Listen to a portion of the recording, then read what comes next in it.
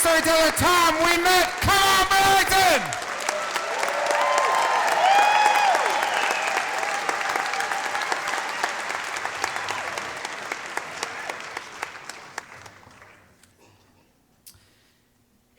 It is 2003, and I'm at work, and I've just learned that Tammy's husband, Chris, is seriously ill, but I don't know the specifics.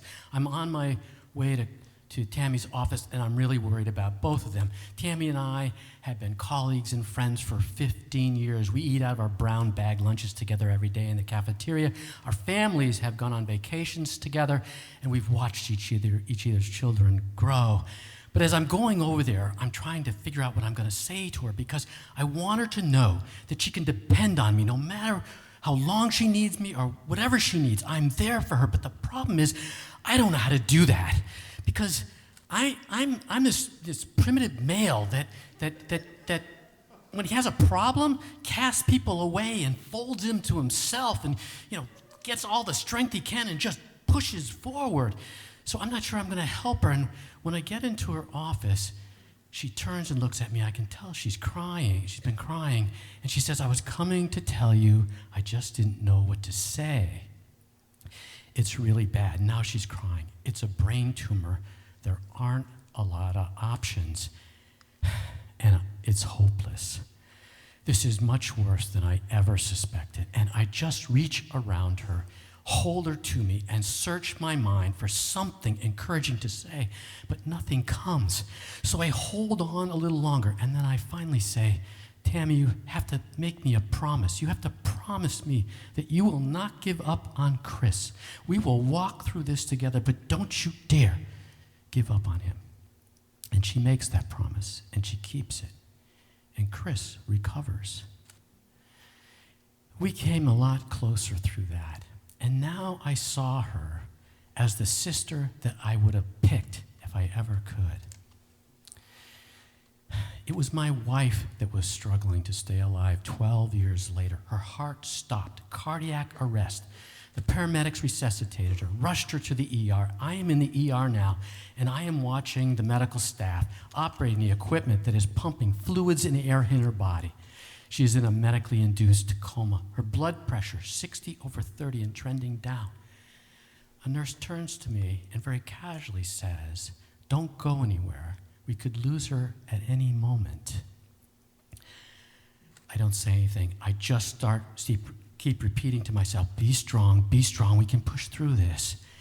And then late that night, she stabilizes, and I am so freaking glad I celebrate with a nap in the waiting room.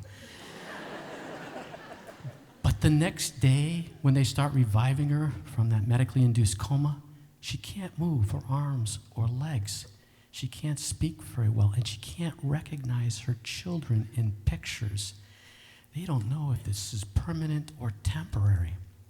We have to wait. I sit by her bed, holding her hand for hours, and begin wondering what is to become of her. And as time passes, I begin seeing her for the rest of her life bedridden, unable to communicate, unable to do anything she loves, becoming angry and bitter. And as further time passes, I spiral down further. The rest of my hope, my strength is just withers away. And I think the darkest thought of my entire life.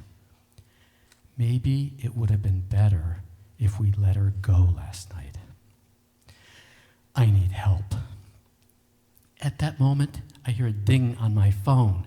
It's Tammy. It's a text message. How are you today? Is there anything I can do for you? Smile emoji. She doesn't know. I just am focusing on that smile emoji. I hate emojis. And I go looking for the emoji that represents I am drowning in shit, but I can't find it. So I text her back. I'm in a really dark place and need support. And she texts back, I'm coming to be with you. Love you all. We meet in the waiting room, and I tell her my dark thoughts and my fears, and she just listens. But just having someone to confess this through, hearing it aloud, loosens their grip on me. And then we go and sit with Jean, and we alternate holding her hand. We don't say much, but we're just present with her. But having someone bear witness with me is so comforting. When it's time for her to go, she kisses Jean on the forehead, and we walk out into the hall, and I'm crying. So she gives me a big hug, just like I did 12 years earlier. And then I hear, Tom, you must make me a promise. You must never give up on Jean. Promise me you will not give up on her. I remember, and I know what she's telling me. She is a friend offering me her love, her commitment, and her support. I can depend on her. I make that promise, and I feel stronger. I feel a little more hopeful. And I am not going to give up. I'm going to do whatever is required, but I'm not doing it alone. I'm turning not inward, but outward to my friends, Tammy and all my committed friends. And I know, with their love, with their support, no matter what happens, I will find my way. I will find the strength to go on. And that is the beauty, the magic of true friendship.